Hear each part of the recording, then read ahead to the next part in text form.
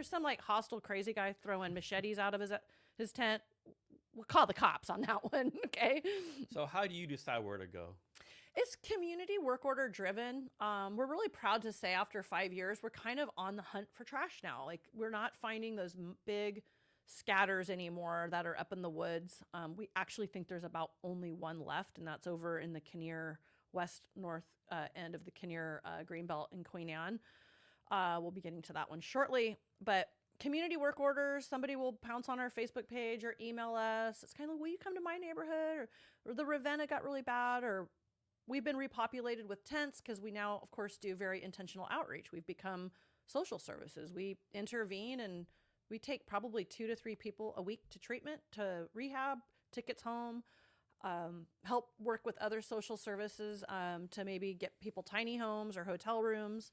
I don't like doing that if the person hasn't gone to treatment first, but sometimes that's the case, especially if their drug of choice is meth, because they won't overdose alone in their room on that drug.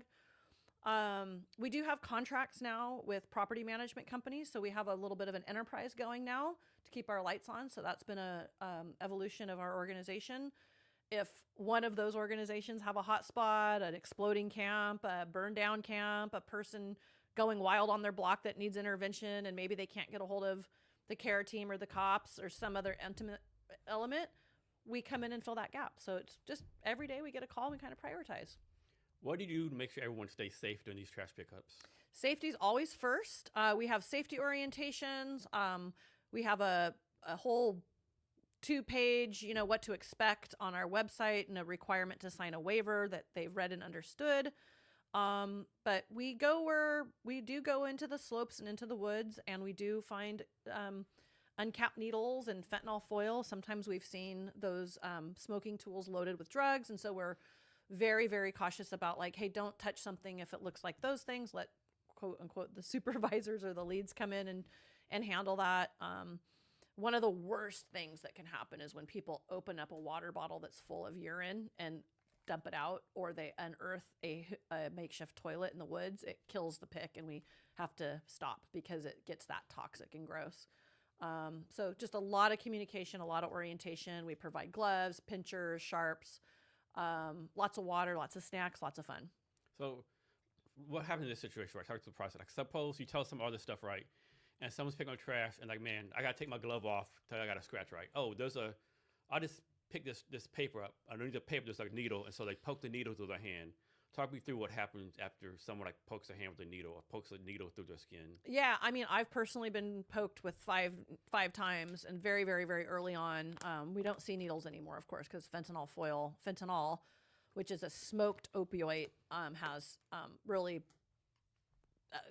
extinct black tar heroin and intravenous injection. But for me, I chose not to go to the doctor. I thought, well, it's a very old needle. It's not going to have active viruses on it. I mean, there might be other things that my tetanus shot would have covered. It's gross.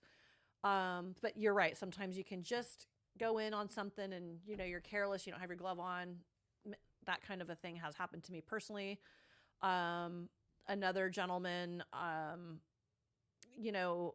we had somebody step on a nail. They may or not choose to go to the hospital, but it's really up to the individual if they think that they need to do it. I did talk to somebody in another part of town, Mount Baker. He's got his own litter pick crew going, and he actually told me the other day, he goes, yeah, I stuck myself with a needle, and he said, I went to the doctor and did the thing, and now I'm on this medication for a month, and it's like it was expensive to treat, and it's sort of like the salmonella thing in the egg. It's like 1 in a billion eggs has got the salmonella that's going to take you down. And you just kind of got to go, is this the one needle that's going to take me down? And it happens. It's just like it is something that people ask about. Like, what about the needles? And I say, it's an inanimate object. Be safe. Use a tool. Be smarter than the needle. We Unfortunately, that's kind of hard for some people to do, unfortunately. It is. And it's just like, I ain't going anywhere near that. I don't want to go near nothing. What else can I do to support We Heart? Because I love what you're doing. And maybe that's why I can't get a date, Jason. My mom's like, you need to boil your feet when you come home. And but no. it's not the most savory thing, but it's, come out. We have the needs to have flaggers, hospitality, people that make name tags, hand out gloves, watch the truck for security. So we try to delegate workload based on like people's interest on if they want to go up into a slope and carry down like a couch or a pallet, or we've hauled 200 propane tanks one time out of the Magnolia Greenbelt over by the Elliott Bay Marina. I mean, that was crazy. It made national news. So how many days a week do you pick up trash? Excuse me, I'm like gurgling for my water here.